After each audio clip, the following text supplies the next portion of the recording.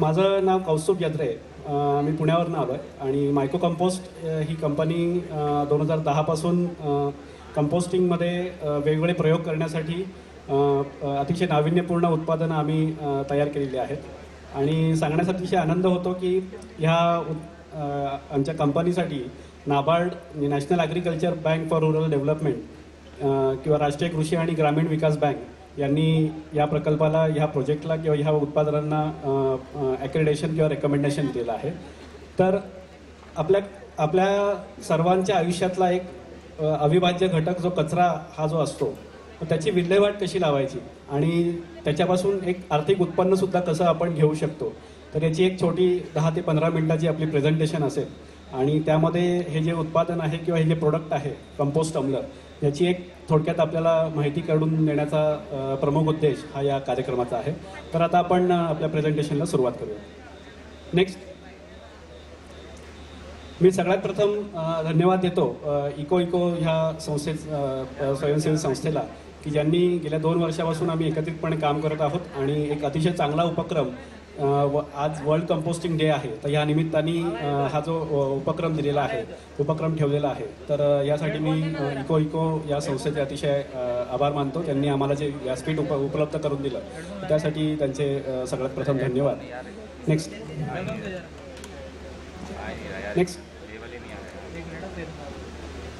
Actually हे चित्र जे आहे ते जवळपास भारतातल्या प्रत्येक शहराचं किंवा प्रत्येक, आता गावामध्ये सुद्धा पॉप्युलेशन खूप वाढत आहे, लोकसंख्या वाढत आहे आणि त्या लोकसंख्येमुळे जो निर्माण होणारा कचरा जो आहे तो असा अस्ताव्यस्तपणे पडलेला असतो आणि एकंदरच संपूर्ण गावाचं किंवा संपूर्ण शहराचं जे चित्र आहे ते असं विदारक चित्र आपल्यासमोर दिसू शकतं. आणि हे जर टाळण्यासाठी आपल्याला काय करता येईल, तर आपण जो आपल्या घरातनं जो निर्माण केलेला कचरा आहे किंवा ही जी समस्या आहे, कचऱ्याची समस्या, त्याचं कारण पण आपणच आहोत आणि त्याचे निराकरण सुद्धा आपल्याच हातामध्ये आहे. पण निराकरण करायचं म्हणजे नक्की काय करायचं किंवा कुठल्या माध्यमातून करायचं किंवा कुठल्या सोपे गोष्टी असतात की ज्यातनं आपण ह्या कचऱ्याची समस्या आहे ती कमी करू शकतो किंवा किंबहुना कायमस्वरूपी मिटवू शकतो. तर हे सर्व टाळण्यासाठी ज्या काही उपाययोजना कराव्या लागतील, तर त्यासाठी आता आपण पुढच्या प्रेझेंटेशनकडे वळूया. नेक्स्ट, आपण बघू शकता की आपल्या घरातनं आपण एक बकेट कचरा बाहेर देतो, पण जो कचरा देतोय तो पुढे नक्की कुठे जातोय, तर आपण एक प्रातिनिधिक उदाहरण बघू शकता की हे पुण्याचा कचरा डेपो आहे, उरुळी देवाची. आणि गेल्या 20 वर्षापासून 20 ते 25 वर्षापासून पुणे शहरातला सतत कचरा तिथे येऊन डंप केल्यामुळे त्या मोकळ्या जागेवरती असे कचऱ्याचे डोंगर तिथे उभे राहिलेले आहेत. म्हणजे निसर्गाने जी आपल्याला एवढी साधन संपत्ती दिलेली आहे त्याची आपण इतक्या विचित्र पद्धतीने वाट लावत आहोत आणि हा असा कचऱ्याचा डोंगर जो भस्मासुरासारखा आता आपल्यावरती उलटलेला आहे. तर हे एक अतिशय दुर्दैवी चित्र आहे. पण हे निश्चितपणे आपण आपल्या प्रयत्नांनी, आपण आपल्या सहकार्याने आणि एक चांगल्या माध्यमातून आपण हे कमी करू शकतो. फक्त इच्छा आहे ती अवेअरनेस किंवा ज्याला आपण इच्छाशक्ती म्हणतो, ती जर आपल्यामध्ये असेल तर हे चित्र निश्चितपणे आपण कमी करू शकतो. नेक्स्ट,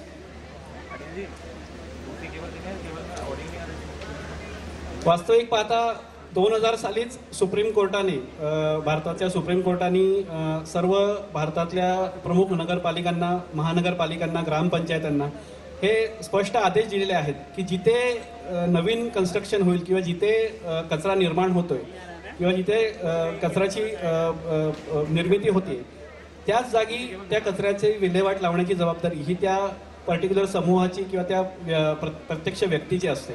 थोडक्यात बघायला गेलं तर हा नियम फक्त कागदोपत्री उरलेला आहे. म्हणजे पुण्यामध्ये जर उदाहरण घेतलं तर 2005 नंतर जिथे जिथे नवीन सोसायटी होईल किंवा जिथे जिथे नवीन बांधकाम होईल, मग ते एखाद्या बंगल्याचं असो किंवा मोठ्या टाउनशिपचं असो, तर त्या जागेतनं निर्माण होणारा ओला कचरा हा त्याच जागी जिरवण्यासाठी काही तिथे जागा असणं आवश्यक आहे, तिथे काही यंत्र असणं आवश्यक आहे. ते जर नसतील तर त्या सोसायटीला NOC सर्टिफिकेटच कॉर्पोरेशन इश्यू करत नाही. पण त्याचा फक्त कागदोपत्री हा वापर झाला आणि ते फक्त कागदोपत्री दाखवण्यापुरती ती यंत्र अस्तित्वात राहिली. प्रत्यक्षात त्याचा वापरच न झाल्यामुळे तुमचा जो आपला जो कचरा आहे तो परत उघड्यावरतीच टाकला जातोय आणि हा प्रश्न आहे तो दिवसेंदिवस जटिल बनत चाललेला आहे. त्यामुळे जरी नियम अस्तित्वात असले तरी त्याची अंमलबजावणी करणं हे प्रत्येक नागरिकाचं प्राथमिक कर्तव्य आहे.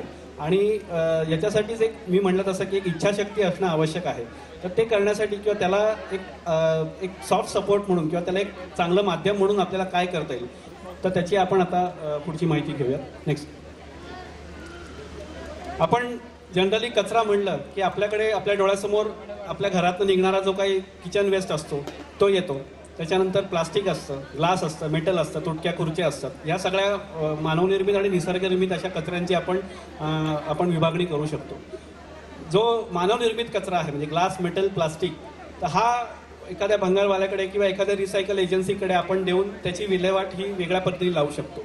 पण ओल्या कचरा बाबतीत आपल्याला नक्की काय करता येईल, तर ओला कचरा म्हणजे काय, जो निसर्गनिर्मित कचरा आहे. मग त्याच्यामध्ये उष्ट अन्न असतं, भाजीपालांची देठं असतात, फळांच्या साली असतात, निर्माल्य असतं, बागेतला पालापाचोळा असतो. तर हा जो काही ओला कचरा आहे तो जिरवण्यासाठी निसर्गाने जी कंपोस्टिंगची प्रक्रिया जी वर्षानुवर्ष चालू ठेवलेली आहे ती त्याचा आपल्याला एक चांगल्या पद्धतीने वापर करता येईल. म्हणजे एक लक्षात घ्या की निसर्गामध्ये आपण बघतो की वर्षानुवर्ष या झाडांचा जो पालापाचोळा आहे तो त्याच झाडाच्या मुळाखाली पडतो आणि तिथेच पावसाळ्यामध्ये त्याचं चांगल्या प्रकारचं खत निर्माण होतं. म्हणजे निसर्गामध्ये ही प्रक्रिया अव्याहतपणे चालू आहे. मात्र आपण तो जो ओला कचरा आहे तो प्लास्टिकच्या पिशवीत बंद करतो आणि कुठेतरी रस्त्यावरती टाकतो किंवा म्हणजे डम्पिंग ग्राउंडवरती टाकून दिला जातो. पण त्या त्या ओल्या कचऱ्याच्या वासानी तिथे जनावरं तो प्लास्टिक असलेलाच कचरा डायरेक्टली खाऊन टाकतात, कारण त्यांना माहीत नसतं की ते प्लास्टिक आहे.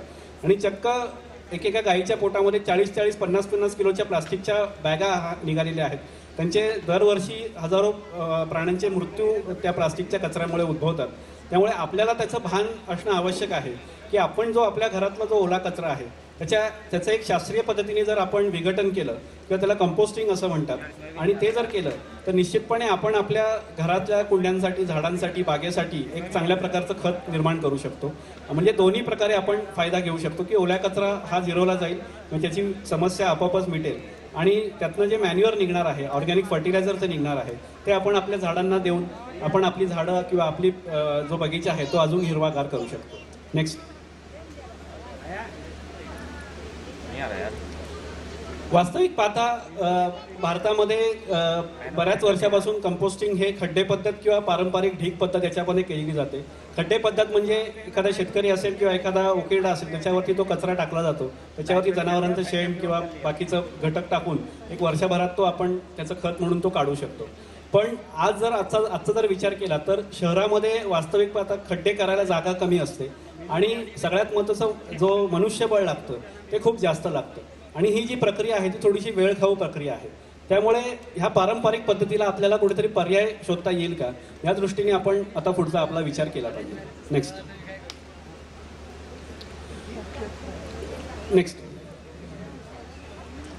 आपण इथे बघू शकता की पुणे, मुंबई किंवा बाकीच्या मेट्रो सिटी असतील तिकडे ओल्या कचऱ्याच्या विघटनासाठी खड्डे पद्धत ही बऱ्याच सोसायट्यांमध्ये अवलंबली जाते. पण त्या ओल्या कचऱ्याची जी प्रक्रिया खड्डे पद्धतीमध्ये जर करायची म्हणली तर माणसाला अक्षरशः त्या खड्ड्यामध्ये उतरून ते हात कचऱ्यामध्ये घालून ते सगळं काम करावं लागतं की जे अतिशय कष्टदायक काम तर असतंच. पण आपल्या कचऱ्यातनं निघणारे जे काही जीवाणू किंवा रोगकारक बॅक्टेरियाज असतात हे त्या लोकांना अपाय करतात आणि ती लोक आजारी पडण्याचं वारंवार हे दिसून येतं. त्यामुळे त्यांच्या आरोग्याशी आपण काय खेळायचं, तर याच्यासाठी आपल्याला ऑर्गॅनिक वेस्ट तर आपल्या जागेत जिरवायचा आहेच, पण त्याला पारंपरिक पद्धतीला कुठेतरी पर्याय शोधता येईल का, तर यातनं ही एक गरज निर्माण झाली. नेक्स्ट.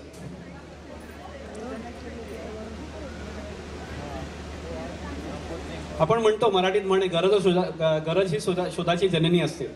आता ही जी गरज निर्माण झाली तर ती एक सिंपल स्वरूपामध्ये तुम्हाला मी दाखवत आहे की एका साईडला पातेल्यामध्ये भात शिजतोय आणि एका साईडला कुकरमध्ये भात शिजतोय. वास्तविक पाहता दोन्हीकडे भाताचं आणि पाण्याचं प्रमाण हे सेम असतं, पण उघड्या पातेल्यामध्ये ओपन सिस्टीममध्ये भात शिजवल्यापेक्षा जर आपण कुकरचा वापर केला म्हणजे बंदिस्त डब्याचा जर वापर केला तर आपल्याला वेळ कमी लागतो, इंधनामध्ये बचत होते, पर्यायाने पैशांची बचत होते आणि वेळेची सुद्धा खूप मोठी बचत होते. म्हणजे थोडक्यात काय तर आपल्याला फक्त आपला विचार बदलायचा आहे. आपल्याला कंपोस्टिंग तर करायचंच आहे, पण ते जर उघड्यावर करण्यापेक्षा जर आपण असं बंदिस्त किंवा ज्याला इन वेसल म्हणतो इन वेसल कंपोस्टिंग जर आपण केलं तर हे लवकरात लवकर ही प्रक्रिया होईल, सुलभ होईल आणि एक चांगल्या प्रकारे आपण आपला कचरा आपल्या जागेमध्येच विनासायास जिरवू शकतो. तर त्याच्यासाठी एक प्रातिनिधिक स्लाइड मी दाखवलेली आहे. नेक्स्ट. आता जे आपण उपकरण पाहत आहोत त्याला कंपोस्ट टम्बलर असं म्हणतात. सर्वांना जे दिसत असेल की इथे प्लास्टिकचा एक ड्रम आहे. तर ह्याचे थोडक्यात मी तुम्हाला ह्याचे वैशिष्ट्य सांगतो. हा जो ड्रम बनवला आहे तो रोटोमोल्डेड प्लास्टिक आणि UV protected plastic. UV protected याचा अर्थ आपण ही जी प्रक्रिया करतो ही उघड्यावरती करतो किंवा ओपन सनलाईटमध्ये करतो. त्याच्यामुळे सूर्याचे जे अतिनील किरण असतात ते जर प्लास्टिक घटकांवर पडले तर कालांतराने त्या प्लास्टिकला तडा जाण्याची शक्यता असते किंवा खराब होण्याची शक्यता असते. तर हे तसं न करता त्या किरणांपासून संरक्षित होणारं असं प्लास्टिक या ड्रमसाठी आपण वापरलेलं आहे.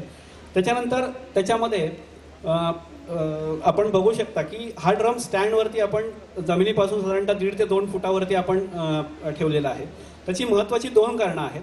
एक म्हणजे उघड्यावरती किंवा खड्ड्यामध्ये जर आपण कंपोस्टिंग केलं किंवा आपला ओला कचरा जिरवला तर त्या ओल्या कचऱ्याच्या आकर्षणाने उंदीर घुशी किंवा त्याच्या पाठोपाठ साप येणं हे प्रकार खूप घडतात आणि त्या भीतीमुळे लोक तो कंपोस्टिंग करायला थोडंसं घाबरतात आणि आपला कचरा पुन्हा बाहेर टाकतात. तर हे टाळण्यासाठी त्याला ड्रममध्येच तो कचरा कंपोस्टिंग होईल जेणेकरून उंदीर घुशींचा प्रादुर्भाव याला अजिबात होणार नाही. हे त्यातलं महत्त्वाचं कारण आहे. दुसरी गोष्ट, खड्ड्यामध्ये आपण बघतो की आपल्याला कुदळ फावड्याचा वापर करून ते खत काढावं लागतं. पण इथे आपण फक्त झाकण ओपन केलं तर आपलं झालेलं खत हे आपण आपल्या पोत्यामध्ये किंवा आपल्या बॅगमध्ये भरू शकतो. त्यामुळे प्रक्रिया करणं हे अतिशय सोपं झालेलं आहे. दुसरी गोष्ट, आपण इथे बघू शकता की हा ड्रम फिरतोय. म्हणजे टम्बलर या शब्दाचा मराठी अर्थ जर बघितलं तर गडगडणी. जेवढी आपण आपल्या ओल्या कचऱ्याच्या मिश्रणाला, जेवढ्या कंपोस्टिंगच्या मिश्रणाला जेवढी जास्त एरेशन देऊ, म्हणजे गडगडणे म्हणजे आतमध्ये आपण हवा खेळती ठेवू, तेवढे जास्त यातले जे सूक्ष्मजीव असतात कंपोस्टिंग करणारे त्या सूक्ष्मजीवांची संख्या जास्त वाढते आणि त्यांची संख्या जेवढी जास्त तेवढं तुमचं कंपोस्टिंग लवकर होणार. तर हा त्यातला एक साधा सोपा शास्त्रीय विचार आहे आणि हे करण्यासाठी कचऱ्याला पलटी देण्याचं काम सोपं व्हावं म्हणून या हँडलचा वापर करून आपण आपल्या कचऱ्याला पलटी देऊ शकतो. त्याच्यानंतर तुम्ही बघू शकता की इथे ड्रमच्या समोरील बाजूनी आणि बाजूच्या बाजूनी त्याला खाचा दिलेल्या आहेत. तर खाचा दिल्यामुळे कचरा घुसळण्याचं काम अतिशय चांगल्या प्रकारे होतं आणि कंपोस्टिंग प्रक्रिया तुमची खूप लवकर होते. दुसरी गोष्ट, कंपोस्ट ड्रमच्या जर आतील आपण रचना बघितली तर टोटल 3 प्रकारचे प्लास्टिकचे थर आपण याच्यामध्ये वापरलेले आहेत. वरचा दिसतोय तो काळा थर आहे, आतला पांढरा आहे आणि त्याच्या 2 थरांमध्ये पॉलिथिन फोम नावाचं एक मटेरियल सँडविच लेअर म्हणून ते वापरलेलं आहे. त्याचे 2 महत्त्वाचे उपयोग आहेत की कंपोस्टिंग होताना खूप जास्त प्रमाणामध्ये हीट तयार होत असते. हीट तयार होण्याचं कारण का, तर कचऱ्यामधले रोगकारक जे जीवाणू असतात ते मरावेत याच्यासाठी निसर्गानेच ती कंपोस्टिंग प्रक्रियेची आखणी केलेली असते. तर ती जी हीट तयार होते ती हीट आतमध्येच राहते, त्याचा बाहेर ती जास्त पडल्या जात नाही आणि त्या टेम्परेचरमुळे तुमचं कंपोस्टिंग वास्तविक पाहता लवकर होतं. दुसरी गोष्ट, त्याच्यामुळे पॉलिथिन फोममुळे ह्या ड्रमला किंवा ह्या टाकीला एक घट्टपणा आलेला आहे. म्हणजे जर आपण पाण्याची टाकी जर बघितली तर ती आपण हाताने अशी दाबू शकतो, पण ही जस्ट लाईक फायबर ग्लास सारखी ही टाकी डिझाईन झालेला आहे किंवा मोल्ड झालेला आहे.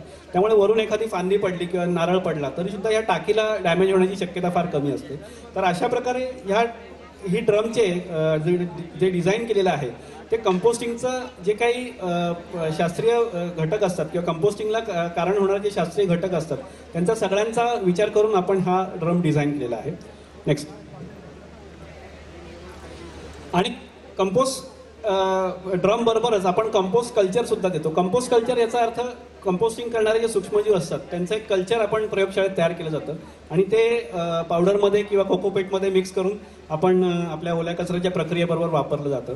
तर हे कंपोस्टिंगचे जीवाणू आपल्या आजूबाजूलाच असतात किंवा आपण एखादं साधं लिंबाची फोड किंवा लोणचं आपण खराब झालं म्हणतो, त्याच्यावरती बुरशी चढली म्हणतो, तर ती बुरशी ॲक्च्युली कंपोस्टिंग करण्यासाठी ती बुरशी निसर्गाने निर्माण केलेली असते. तर त्या बुरशीचा जास्तीत जास्त वापर करून आपण आपलं कंपोस्टिंग हे चांगल्या प्रकारे करू शकतो. नेक्स्ट.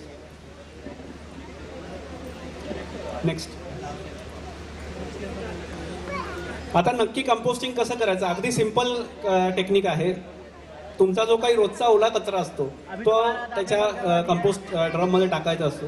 त्याच्यासोबत एक 10 ते 15% प्रमाणामध्ये मगाशी जे आम्ही कल्चरचा उल्लेख केला ते कल्चर आपण त्याच्यामध्ये टाकतो. नंतर झाकण बंद करून एक 2 ते 3 वेळा तो टम्बलर फिरवायचा असतो. साधारणतः 15 ते 20 दिवस झाले की आतमध्ये तुम्हाला काळसरपणा दिसायला चालू होतो आणि जेव्हा ते लक्षण असतं की आपलं कंपोस्टिंग आतमध्ये बनत आहे. जेव्हा कधी तुम्हाला कंपोस्ट लागेल त्याच्या आधी 4 ते 5 दिवस नवीन कचरा टाकणं थांबवायचं आणि मग तुम्ही बघू शकता की तयार झालेलं खत हे अतिशय चांगल्या स्वरूपामध्ये काळसर रंगाचं असतं, त्याला मातीसारखा वास येतो आणि वजनाला हलकं लागतं. तर अशा एकदम सिंपल वेने म्हणजे रोजची तुम्हाला 5 मिनिटाच्या वर तुम्हाला याच्यामध्ये काम करायचं नाहीये. जो काही ओला कचरा असेल तो टाकायचा, 1 ते 2 मुठी ते कल्चर टाकायचं आणि झाकण बंद करून तो ड्रम फिरवायचा. बस दिवसातनं हे तुम्हाला एवढंच काम त्याच्यामध्ये करायचं आहे. बाकीचं सगळं जे काम आहे ते या कंपोस्ट ड्रममध्येच आपलं सगळं होणार आहे. आणि अशा पद्धतीने केल्यामुळे जास्तीत जास्त लोक जर आपल्याला एक हाताशी जर चांगलं साधन असेल तर जास्तीत जास्त लोक ही प्रक्रिया घरामध्ये आपल्या करतील आणि घरातला कचरा जर घरातच जिरला तर तो बाहेर जाणारच नाही आणि पर्यायाने जो मगाशी आपण कचऱ्याचे डोंगर बघितले ते कुठेतरी कमी व्हायला ह्या माध्यमातून मदत होऊ शकते. नेक्स्ट एक कंपॅरिझन दिलेली आहे की पारंपरिक पद्धत आणि आपली कंपोस्टिंगची टेम्परेचर. तर सगळ्यात महत्त्वाचं की जिथे खड्ड्यांची संख्या आणि इन्फ्रास्ट्रक्चर कॉस्ट जिथे जास्त जाते सोसायटीमध्ये तर त्याच्याऐवजी हे ड्रम आपण वापर करू शकतो.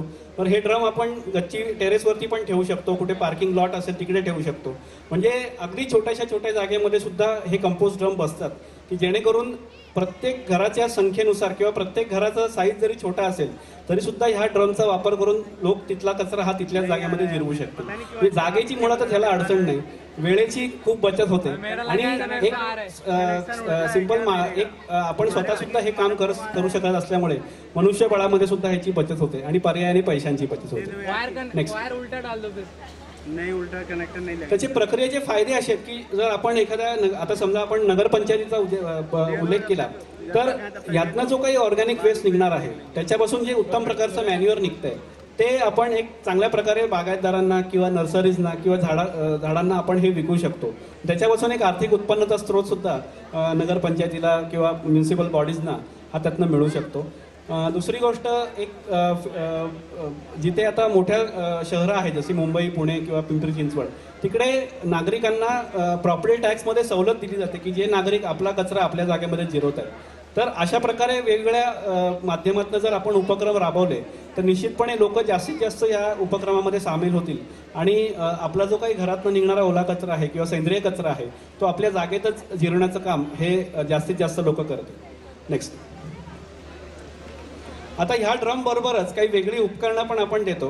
तुम्ही जे बघू शकता की स्टेनलेस स्टीलचा एक मिक्सर आहे.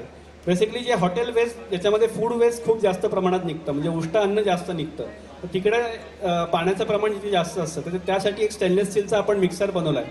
कचरा बारीक केल्यामुळे कंपोस्टिंग अर्थात तुमचं जलद गतीने होतं. त्यामुळे 100 किलो पर डे पासून ते साधारणतः 250-300 किलो पर डे पर्यंतच्या ह्या मशिनरी आपण ह्या कंपोस्ट टम्बलर बरोबरच आपण कस्टमरला देतो. नेक्स्ट त्याच्यानंतर जसा ओला कचरा झाला तसाच आपल्या बागेतला पण जो पालापाचोळा असतो, फांदे असतात, त्याचा पण बऱ्याच प्रमाणामध्ये व्हॉल्यूम किंवा त्याचा आकार खूप जास्त असतो. तर तो जर आकार आपण ह्या शेडर मशीनचा वापर करून कमी केला तर निश्चितपणे कमीत कमी जागेमध्ये जास्तीत जास्त कंपोस्टिंग आपण करू शकतो. आणि त्याला जो पर्यायाने जो वेळ जास्त लागतो पालापाचोळा बारीक करून म्हणजे पालापाचोळा कुजायला तर तो कुजण्याचा कालावधी हा ह्या शेडर मशीनचा वापर केला तर अतिशय जलद गतीने आपलं कंपोस्टिंग होऊ शकतं. नेक्स्ट वर्मी बिन म्हणजे गांडूळ खत जे करतात घरच्या घरी त्यांच्यासाठी पण एक वेगळ्या प्रकारचे वर्मी बिन आपण इथे डिझाईन केलेले आहेत आणि अतिशय कमीत कमी जागेमध्ये हे पोर्टेबल सिस्टीममध्ये बसतं आणि आपण घरच्या घरी आपली गांडूळ खताचा गांडुळांचा वापर करून आपण कंपोस्टिंग करू शकतो. नेक्स्ट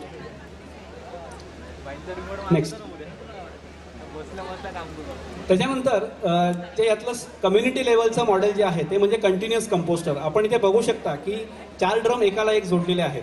त्याचा उद्देश असा की कंपोस्टिंगच्या ज्या सगळ्या सायकल्स आहेत त्या सगळ्या पास करून शेवटच्या चेंबरमधनं आपल्याला खत मिळू शकतं. म्हणजे पहिल्या चेंबरमध्ये आपण एक साधारणतः 50 किलोपासून कचरा टाकायला चालू करायचा आणि साधारणतः 8 ते 10 दिवस झाले की शेवटच्या चेंबरमधनं आपल्याला एक साधारणतः 15 ते 20 किलो खत हे रोजच्या रोज मिळू शकतं.